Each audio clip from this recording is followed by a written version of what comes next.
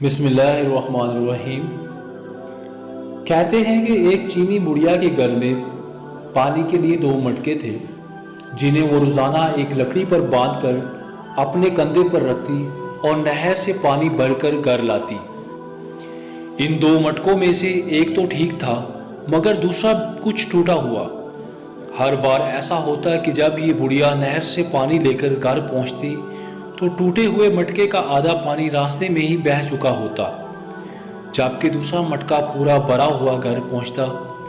ثابت مٹکا اپنی کارکردگی سے بالکل مطمئن تھا تو ٹوٹا ہوا بالکل ہی مایوس، حتیٰ کہ وہ تو اپنی ذات سے بھی نفرت کرنے لگا تھا کہ آخر کیوں کر وہ اپنے فرائض کو اس انداز میں پورا نہیں کر پاتا جس کی اس سے توقع کی جاتی ہے۔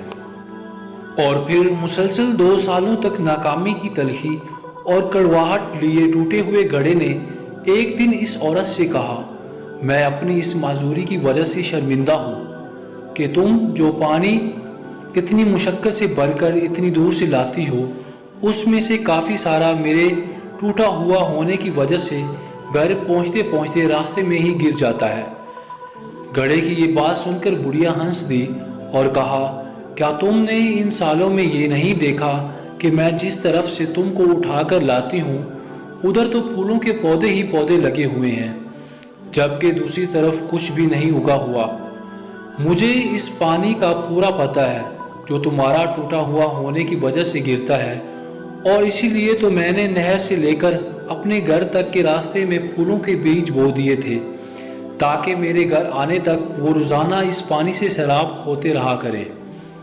ان 2 سالوں میں نے کئی بار ان پھولوں سے خوبصورت گلدستے بنا کر اپنے گھر کو سجایا اور مہکایا۔ اگر تم میرے پاس نہ ہوتے تو میں اس بہار کو دیکھ ہی نہ پاتی جو تمہارے دم سے مجھے نظر آتی ہے۔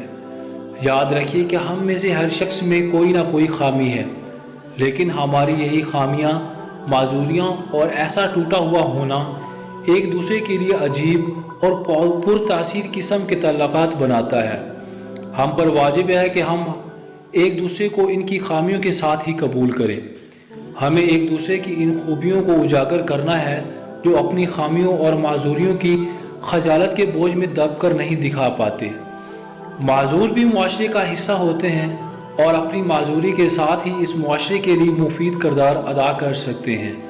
جی ہاں، ہم سب میں کوئی نہ کوئی عیب ہیں، پھر کیوں نہ ہم اپنے ان عیبوں کے ساتھ ایک دوسرے کی خامیوں اور خوبیوں کو ملا کر اپنی زندگیوں سے بھرپور لطف اٹھائیں۔ ہمیں ایک دوسرے کو اس طرح قبول کرنا ہے کہ ہماری خوبیاں ہماری خامیوں پر پردہ ڈال رہی ہوں۔ جزاک اللہ۔